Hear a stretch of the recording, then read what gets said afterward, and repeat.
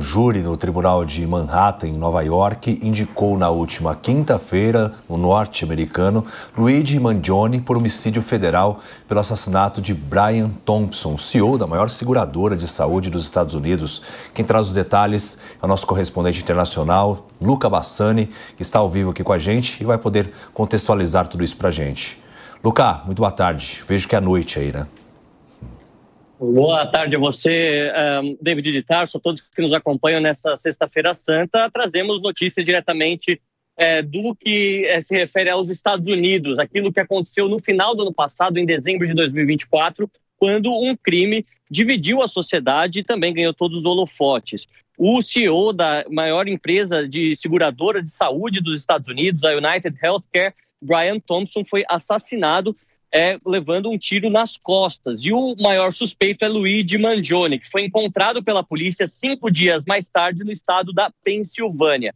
Depois de ter sido colocado sob a custódia da polícia e também uma série de processos criminais terem sido iniciados, também na esfera federal, ele teve o seu indiciamento hoje pela Procuradoria no estado de Nova York. Isso acontece num júri federal de Manhattan, portanto não diz respeito ao estado de Nova York, mas sim a todos os Estados Unidos como uma república, né, como uma federação.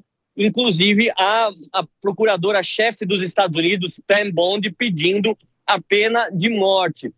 A gente vê que talvez a procuradoria escolherá esse caminho, não só a prisão perpétua ou qualquer tipo de pena que seja mais severa, mas sim a pena de morte, algo que poderá ser aplicado. A defesa diz que esse caso ganhou muita notoriedade política e que o presidente Donald Trump estaria por trás desse pedido da procuradora-geral para que Luigi Mangione seja, então, morto durante o final do julgamento, né, com a pena de morte sendo escolhida como uma das possibilidades do júri. Vale dizer que, durante todo esse processo, muitas pessoas que estão insatisfeitas com a situação relacionada aos seguros de saúde nos Estados Unidos tomaram o lado do assassino, tomaram o lado do suspeito, dizendo que foi legítimo, considerando todas as famílias que sofreram por conta de não ter atendimento condizente com as suas necessidades. Obviamente um tema muito polêmico e que não justificaria um assassinato, mas que tem ganhado a imprensa norte-americana. Nós vamos acompanhar também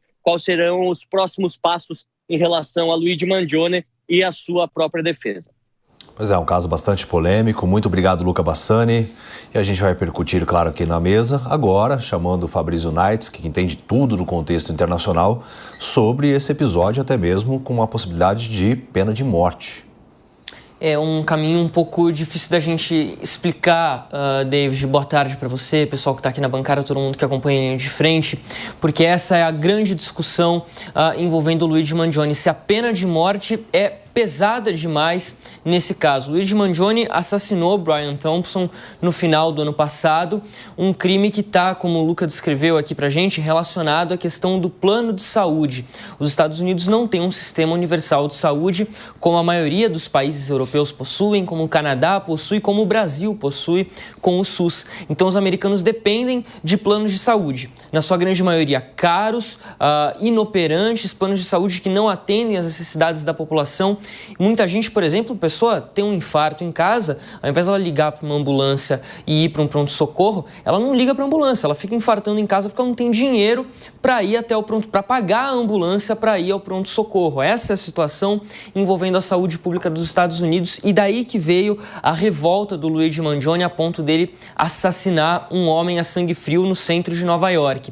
Quando a gente fala que a pena de morte pode ser um pouco pesada para ele, não quer dizer que não é uma defesa ao que ele fez, mas é comparar esse caso com outros exemplos que envolvem os Estados Unidos. Por exemplo, desde 1993, os Estados Unidos tiveram 23 ataques a tiro em massa em escolas. Quando eu digo em massa, são ataques a tiros que deixaram pelo menos 4 mortos em escolas. Por que eu falei de 1993? Porque foi a última vez que um atirador em uma escola recebeu a pena de morte nos Estados Unidos. De lá para cá foram 23 casos e nenhum deles foi condenado à pena de morte. A bem da verdade, desses 23 casos, 16 atiradores morreram durante o ato. Ou seja, sobram aí pouco mais de 23 para 16, sobram 7 atiradores que foram condenados depois, no máximo, à prisão perpétua, mas jamais à pena de morte. A gente tem um caso muito famoso que voltou à tona nesses últimos anos por causa de uma série de TV que é do Jeffrey Dahmer. O Jeffrey Dahmer matou 17 pessoas nos Estados Unidos, lá no estado de Milwaukee. Os casos dele envolviam canibalismo, necrofilia. Ele foi condenado à prisão perpétua. Isso em 1992. Acabou morrendo 2 anos depois porque foi morto, espancado por uma outra pessoa que também estava presa lá em Milwaukee. Ou seja, a questão aqui é que tudo indica que esse julgamento do Luigi Mangione tem um caráter midiático. Ele foi condenado, ele está sendo acusado, inclusive, de terrorismo, não apenas de homicídio, mas de terrorismo, entre tantas acusações que ele está recebendo. Em todas ele diz ser inocente, mas um julgamento que aparenta ser midiático, tem todas as características de um julgamento midiático e que a imagem que a defesa do Luigi Mangione tem tentado passar e que não é de todo absurda, é de que a justiça americana está passando um recado que é o seguinte: você pode mexer com quem você quiser, contanto que não seja um poderoso.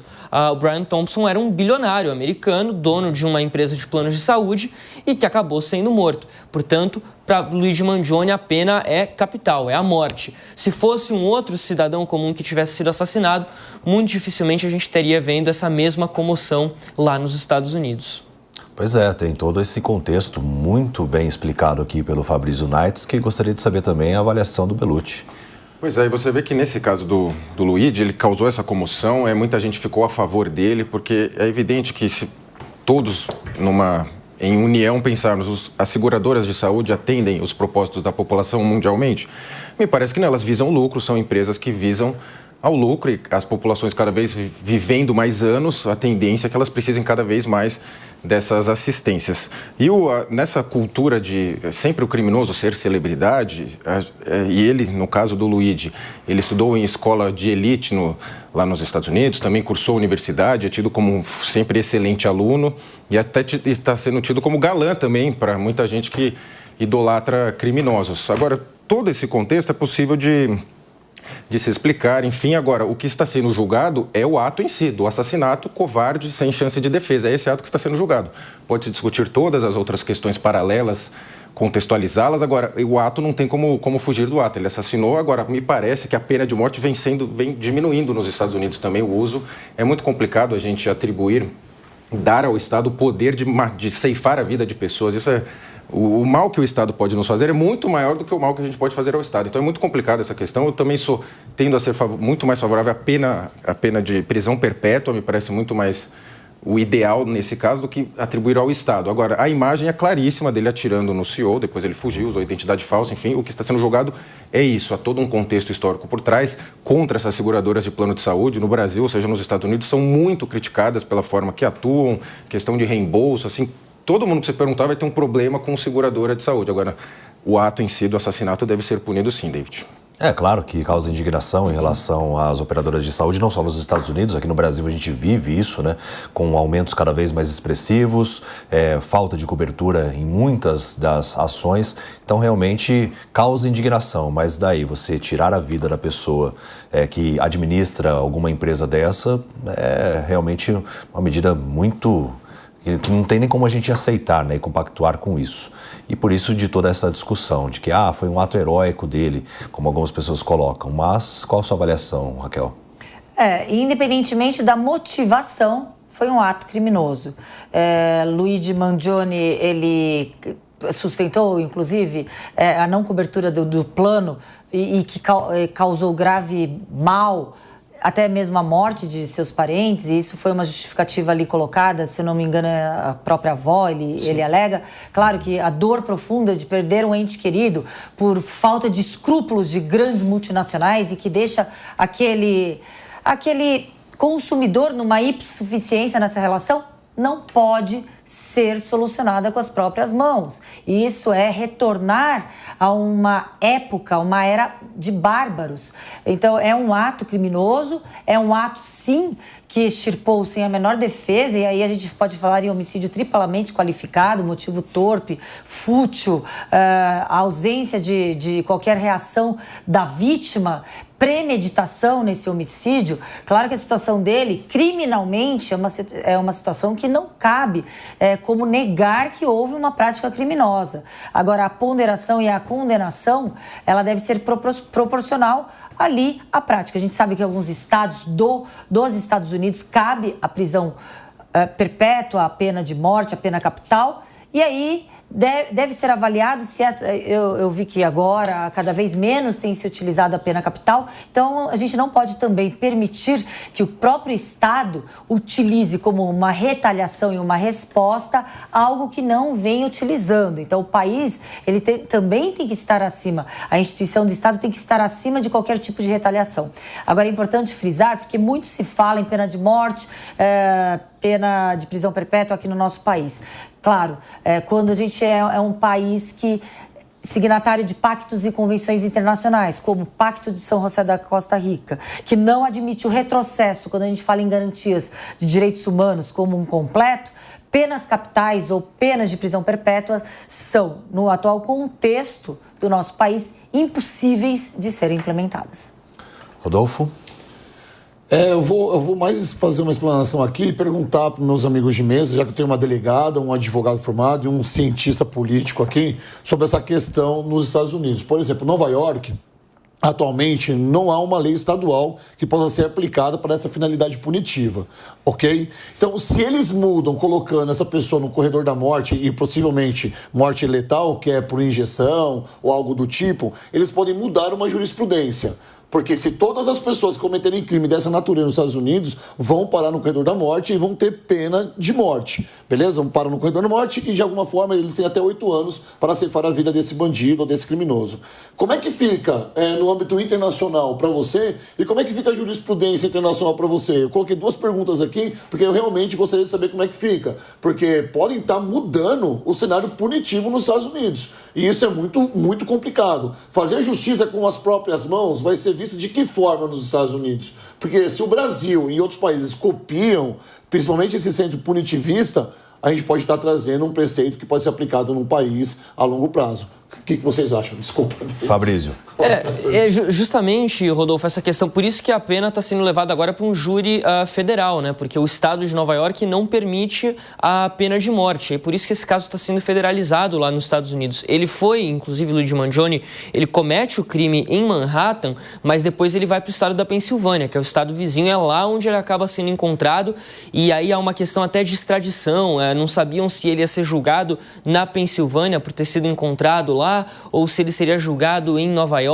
Enfim, no fim das contas, a questão está sendo federalizada. Me parece que a reação internacional, a princípio, é o seguinte: se respeitam as leis locais, independentemente de concordar ou não, mas as leis locais devem ser respeitadas. Agora, acho que abre aqui uma discussão muito ampla internacionalmente sobre a pena capital, porque o Estado não tem o direito de errar quando se trata de pena capital. É o mesmo caso, por exemplo, é uma discussão polêmica, mas quando se fala de castração química para um estuprador. Aí você condena o cara à castração química e daqui a alguns anos aparece uma prova nova dizendo ele não cometeu aquele crime lá de estupro. Mas e aí, como é que você vai voltar atrás na condenação que foi aplicada? Vai descastrar o cara? É impossível, né? Vai fazer o quê? Vai reviver o cidadão que foi morto pelas mãos do Estado? Então isso abre aqui uma questão bastante polêmica, porque as leis locais têm que ser respeitadas, né? A lei americana é a lei americana, ninguém tem o poder, internacionalmente falando, de interferir nesse aspecto. Se é antiquado ou não, se é atrasado, se é demais, muito forte, aí já é uma outra discussão que pode ser refletida aqui. Mas a intenção parece muito clara do governo federal hoje, a procuradora-geral Pam Bondi deixa muito claro que a Casa Branca tem interesse, sim, na pena capital. Até por isso que suscita essa ideia de que é um julgamento midiático e de que protege uma classe da sociedade que tende a ser mais favorecida, que são aqueles mais abastados, justamente. Mas é uma discussão muito longa e que dá muita polêmica, né, Rodolfo? Não à toa a gente está aqui nesse debate. A gente tem que olhar de várias formas, né? Mas a Raquel ergueu o dedinho, o Bellucci também foi citado. Vamos começar pela Raquel, depois do Bellucci. Eu achei perfeito tudo que foi abordado aqui pelo Fabrício, mas eu só queria entrar numa polêmica em relação à castração química. A castração química, em diversos países que é aplicada, hoje, ela não é de forma permanente, é uma manipulação hormonal para tirar o desejo daquele que foi condenado por violência, por estupro, por crimes sexuais. E a castração química, ela pode ser de várias modalidades. Ou uma opção do próprio condenado para ele poder ter uma comutação da pena, uma diminuição da sua própria pena, ou pode ser a espécie da própria pena. Então, depende do país. Nesse sentido, eu não vejo o paralelo, Fabrício, com todo respeito, com uma pena de morte ou uma... Eu vejo mais um paralelo com uma pena de prisão perpétua do que uma pena de morte. Porque é reversível a castração química. Quando a gente fala castração, parece que é uma vai tirar, parece do que a gente faz com galo. Parece que é realmente algo físico em relação a uma oblação, digamos, do órgão, né, sexual. Perfeito. Mas é justamente assim, acho que a questão é que o Estado, de fato, não tem o direito de errar. E aí a gente falando de pena de morte, isso é absoluto. O Estado não tem o direito de errar em relação à pena de morte. A imagem é muito clara. Não tem ninguém aqui questionando se o Luigi Mangione puxou ou não o gatilho. Isso é definitivo. Ele puxou o gatilho. Qual que é a questão por trás disso, a motivação, se isso é capaz de ser interpretado ou não como terrorismo, por exemplo, aí é um outro debate. Agora, voltando ainda na questão do Rodolfo, como que a comunidade internacional vê uma coisa dessas? A pena de morte ela já não é mais aplicada em muitos países desenvolvidos, ocidentais, democracias aqui do Ocidente já não aplicam mais a pena de morte. Isso é algo que ficou no passado e que a gente não consegue imaginar os países voltando a esse tipo de punição. Mas a sociedade norte-americana, ela é uma sociedade bastante conservadora em muitos aspectos, principalmente no aspecto legal. É uma sociedade bastante punitivista. Não à toa, vários estados, porque os estados têm essa independência de decidir a sua legislação criminal, tem leis muito severas contra esse tipo de casos e outros casos também, não apenas para homicídios. Só para corrigir o que eu falei, a castração química não é uma ablação peniana. Eu falei oblação e tem algo bíblico, né? A castração química não é uma ablação peniana. Perfeito. Bellucci. E o que, como o Rodolfo colocou de forma bastante correta, mudaria a jurisprudência, criaria uma repercussão internacional muito ruim para os Estados Unidos. Como o Fabrício mencionou, não se aplica mais nos países ocidentais desenvolvidos, é uma prática que vem caindo em desuso, o que é ótimo, porque o Estado ele tem muito mais possibilidades de errar contra nós do que o oposto, então não se deve dar esse exemplo. O Trump mencionou muito na campanha eleitoral a questão de impor a pena de morte para quem assassinasse policiais nos Estados Unidos, está em discussão. Nesse caso, eu acho que seria até mais discutível, mais palatável de se aceitar. Agora, erraria muito os Estados Unidos se aplicar a pena de morte no Luigi, porque ele já é um herói da cultura americana dos dias de hoje. Se o matasse, se vierem a matá-lo, então ele vai virar um herói ao quadrado, já vai ter filme sobre ele, já vai ter toda a história. E se o final do filme for ele morrendo, aí que ele vai virar muito mais herói, David. Um mártir, né? É um mártir, sim. Justamente isso que pode acabar acontecendo. Esse que é o grande temor, parece, do governo. Transformar o Luigi em um herói da mudança, uma grande inspiração. E aí você tocou num ponto que eu acabei esquecendo, João, vou deixar passar, infelizmente, mas justamente o filme dele já está sendo escrito. Se ele for condenado à pena de morte, a última cena vai ser ele morrendo e vai ser mais triste, ele vai virar muito mais herói do que já está sendo.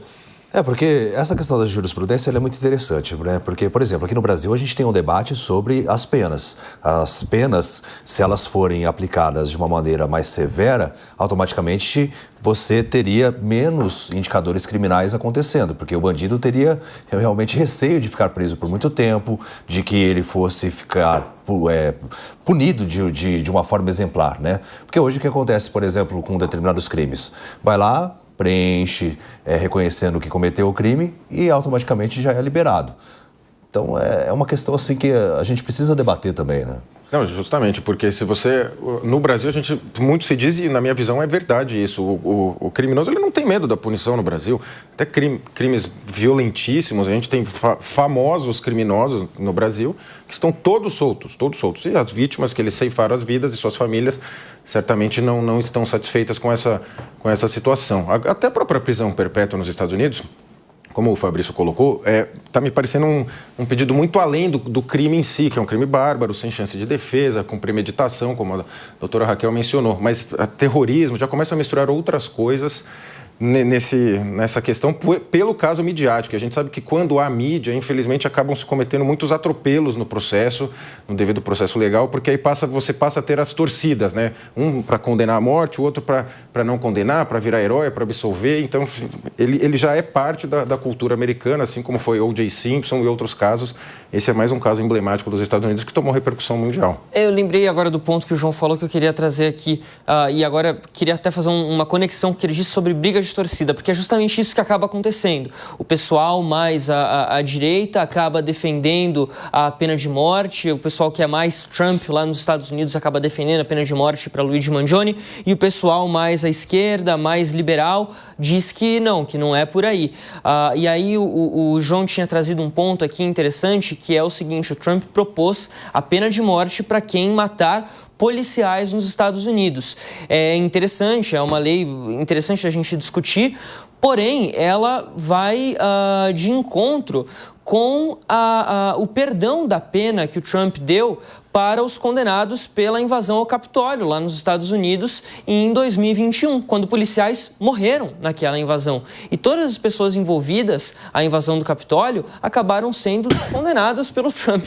Ou seja, isso embasa um pouco mais essa ideia de briga de torcida. Quer dizer, a ideologia acaba vindo por cima do que diz a lei, não se cumpre a lei ou se cumpre a lei ainda mais, em dobro, a depender do que o outro pensa ou deixa de pensar. Isso é uma coisa perigosa. A lei deveria, em teoria, ser cumprida tal qual ela está ali na pedra, né?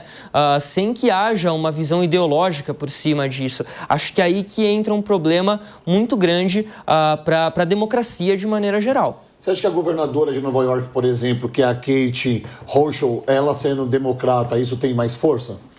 É uma possibilidade, mas não deveria, pelo menos a gente imagina que não há uma certa interferência hoje do governo estadual nesse tipo de caso. Até porque quando o Luigi Mangione chega em Nova York, Rodolfo, isso na virada do ano, que ele é levado da Pensilvânia para Nova York, ele é recebido inclusive pelo prefeito, recebido entre aspas, né? Mas o prefeito de Nova York foi buscar o Luigi Mangione no aeroporto com toda uma comitiva. Tinham, se não me engano, era coisa assim de 50 ou 100 policiais para levar um homem que estava algemado nas mãos e nos pés. Ou seja, é uma coisa desproporcional. A parte midiática é do Estado também. Exatamente, exatamente. A própria cidade e o Estado promoveram e aceitaram promover essa mídia toda também sobre o caso. Então eu não imagino que vá ter nenhum tipo de influência nesse momento, não.